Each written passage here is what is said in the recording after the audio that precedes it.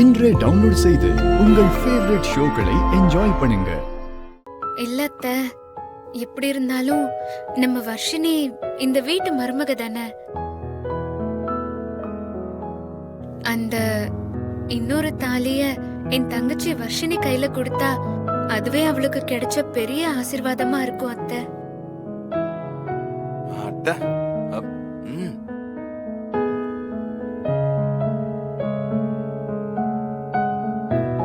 சுபத்ரா, இசை சொல்றது ரொம்ப நல்ல யோசனை தான். இந்த தாலிய வர்ஷினிக்கே கொடுத்துடலாம். ஓகே? பெரிய இவ மாதிரி ஐடியா கொடுக்க வந்துட்டான்.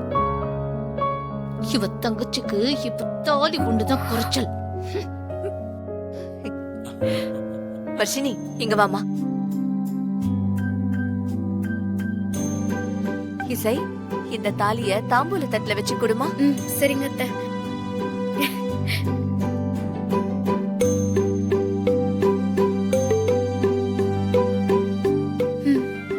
வர்ஷினி, இங்க வாமா.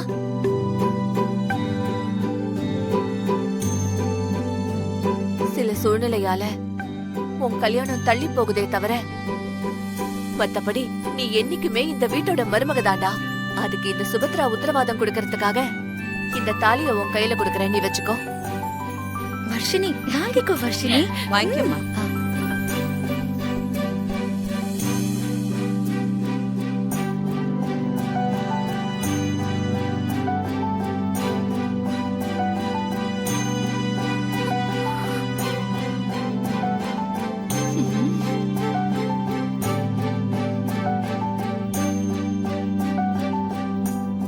வர்ஷினி, அத்தை கால்ல விழுந்து ஆசீர்வாதம் வாங்கிக்கோ. என்ன ஆசீர்வாதம் பண்ணுங்க. நல்லா இருமா. நல்லா இருமா. நல்லா இருமா. நல்லா இரு.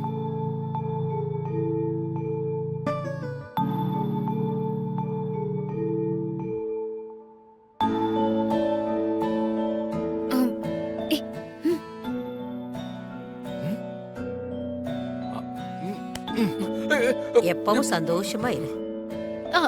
ஐயோ, ஐயோ,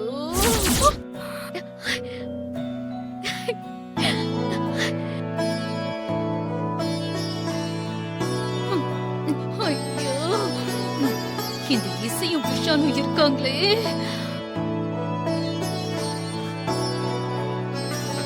எப்பவும் சந்தோஷமா இருக்கணும். ராகவ், டேய், நீ எதுக்குடா கால்ல வந்து விழுந்த? அது வந்துமா விஷால் தான் என்ன தள்ளி விட்டான். விஷால், அதான் பேலன்ஸ் எல்லாமே கீழே விழுந்துட்டு. நல்லது பண்ணா என்ன இப்படி கோர்த்து விடுற பாரு. சமரம்.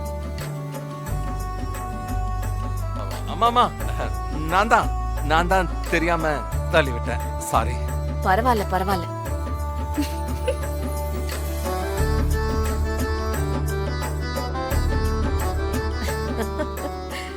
அம்மா, விஷால் தான் இந்த வீட்டையே லைவ்லியா வச்சிருக்கான்லம்மா.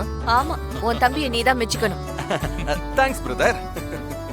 அசோக், இன்னும் ஒரு 4 நல்ல வார்த்தை என்ன பத்தி அப்படியே அம்மா கிட்ட சொல்லு அசோக்.